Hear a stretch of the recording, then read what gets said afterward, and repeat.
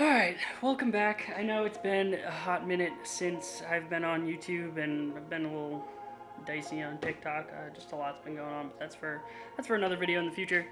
So we are going to be going over plans on the Subaru. There's been a little update, but it's for the better, honestly. And if you don't know, I have a drift car now, an E46. It's a 323i. Already had my first drift event on it. Literally like built the whole thing in a week and a half, which was crazy.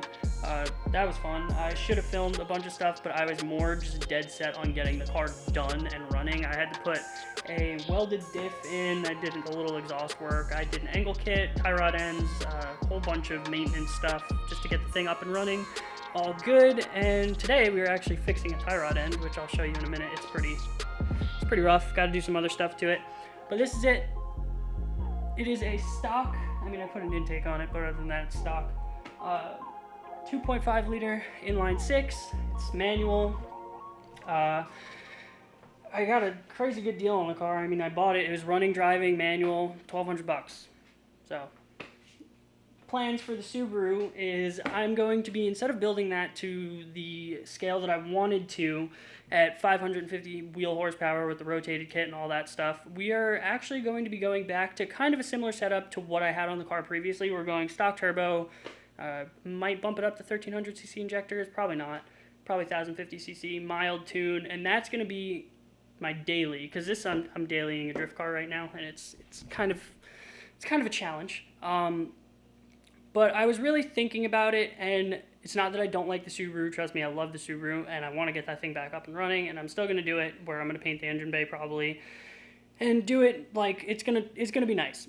But my thought was either have a 550 wheel horsepower street car that I just take on streets and stuff, because I don't know, or spend more time and build the drift car to what I would like it to be, and actually take it to drift events and take you guys along with that. Does not mean that there's not going to be Subaru content. There's still going to be plenty of Subaru content, so don't worry about that. But still going to film the whole process of building the motor and all that crazy stuff. That whole thing is going to still be recorded.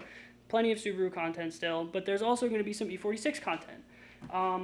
Like I said, I had my first drift event, I don't know, last weekend, 2 weekends ago, something like that. It was, oh my god, it was freaking fun. So much fun. You literally just beat the piss out of your car and like rev limiter clutch kick the thing, and just, it's such a great time. And I think that's why I really want to get more into drifting and experience that more and do more events that way and stuff.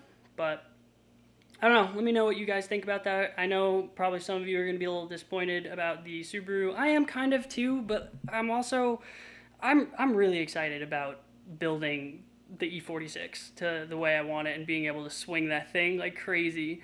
So yeah, but on Jackson, I have a bunch of work to do to this thing tonight. First, we'll show you the tie rod end. It's rough. Alright, so we have the car jacked up. Look at this. This is ridiculous.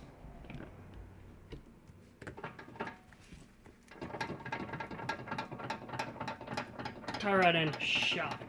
So, we had a really bad storm the other day, and I was driving and I hydroplaned like bad, like really bad, and I must have hit like a pothole or something while I was hydroplaning, because as soon as after hydroplane, my steering wheel was all cockeyed and the car was driving like crap. So I got home, I like limped the car home and checked that out, and I looked at the tie rod end because I pulled the wheel off and everything, and the threads are bent. You'll see when I take this off and show you. But yeah, so today what we're doing to the car is fixing the tie rod end. Obviously I have a new one. We have 17s for the car that I picked up the other day. So 17s. I still have 16s on the back. The 16s, but the tires are pretty shot. And these came with winter tires, and they're like brand new still. So I was talking to a few buddies, because I have a bunch of like friends that drift and everything. They're all drift BMWs. And they were saying the winter tires are actually decent to drift on, so I'm going to send it. Probably going to have to air the backs up to like 55, 60 PSI or something like that, but apparently they roast and they smoke like crazy. So, excited for that. So we're going to put the 17s on the back, I have to check out some stuff with my rear diff, and I'll go through that. But first, let's get this wheel off, and I will show you the tie rod end. Before I take the wheel off and stuff, look at how much angle we get out of these. You'll see them once I take the wheel off, but these lock adapters, it's not even a full angle kit. It's literally just a lock adapter that moves the placing of the tie rod end, which you'll see in a minute. But it's pretty good. Pretty good. It drifted like really good with that kind of angle, so I'm excited. Also, just drift car things, no back seats and just wheels. But yeah, all right, let's get that tire off. All right, so this is what I was talking about for the lock adapters. It basically just goes on and sits on top. This tie rod end, the thread's bent and it got so loose. I'm hoping it didn't waller out the actual lock adapter enough where I can still use it. I couldn't get one until today. I ordered one through work, so I couldn't get one in until today, so I had to torque it down as best as I could and just like limp the car to work, but the threads were so like messed up from it being like, they were all like stripped, so that was as tight as I could get it, and I know it was sketchy. But you gotta do what you gotta do. Yeah, so we're gonna take this off, and we have to count how many spins and stuff, because I got the alignment pretty dialed in for the most part. And then I actually have to cut the new tie rod end off a little bit so they fit, because you have to cut both the tie rod end and the inner tie rod to be able to accommodate for the lock adapters. So let's get this taken off, and I'll show you really how messed up it is. Alright, so luckily it didn't really damage the lock adapter too much, if it'll focus. The inside, it kind of did on the top, but that shouldn't be a problem. If you look, I don't know if we'll zoom in and focus, it's not too bad. But look, you can see she's bent pretty goddamn good. So yeah, that definitely needs to be changed. Yeah, so, alright, let's start getting this one off and count the threads and everything so I don't have to realign the car. I mean, I probably still will have to a little bit, but whatever. It's for a later purpose. It's fine. Yeah, so let me grab the new one and we'll start taking this one off. Alright, so here's what I was talking about the cutting it. You can see this I have to just cut right to the edge of here.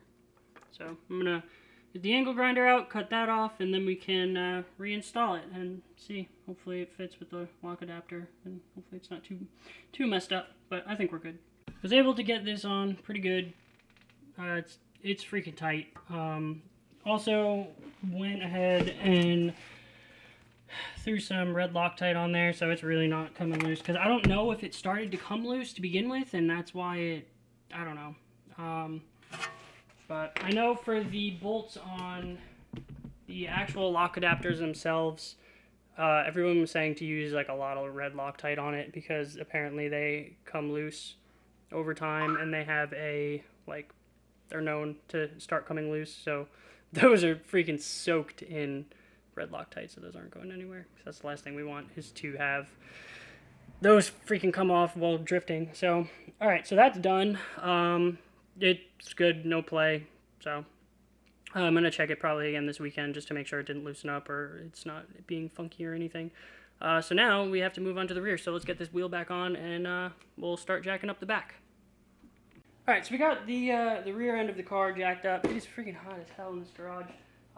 Got all the lugs broken loose and going to take the wheels off. I got to address that spring issue and see if I can kind of makeshift it until I can get new ones.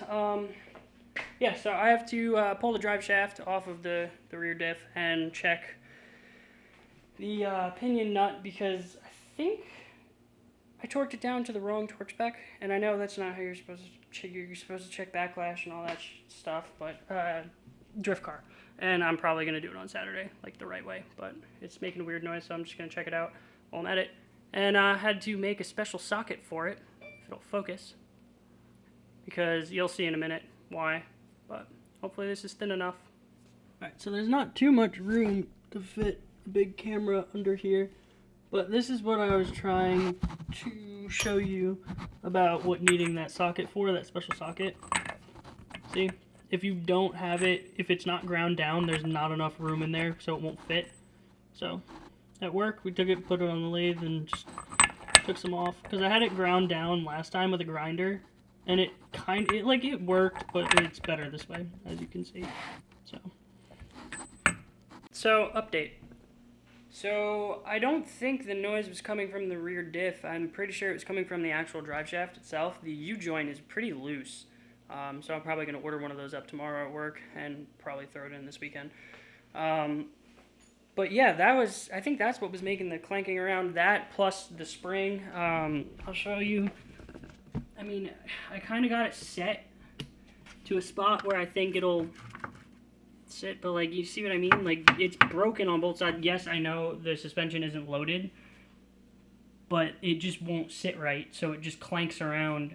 And the other side sits fine. This side just won't sit right. So I have a buddy of mine that's selling me 2 stock ones. Probably going to pick those up tomorrow after work, throw those in this weekend too. I'll try and film a bunch of it this weekend as well for that. But yeah, so now I'm going to throw the car back together and then take it for a drive, see how it feels. But I'm pretty sure that noise is, now that I'm thinking about it, is coming from that U-joint. That would make a lot of sense. So yeah, luckily cheap part, easy to replace. Car's back together. 17s are on. It looks pretty good. I like it. Looks good with the 17s. So I'm gonna go take it for a ride. The clearance is pretty damn close with these tires. I need to get a lower profile tire for the next setup. If it rubs, it rubs. I know it rubs on the front when I hit bumps, but I really don't care. Rims and tires for this setup was $100. $100 for BMW 17s and a set of tires that are basically almost new. So Facebook Marketplace, couldn't say no to that one. Could not say no to that one. But yeah, that is everything for this video. I hope you guys enjoyed. Hope you guys aren't too upset about the Subaru and are excited about the drift car and all that content and stuff. So if you did enjoy this video, please hit that like button. It definitely helps out. And hit that subscribe button for more content. And I will see you guys in the next one.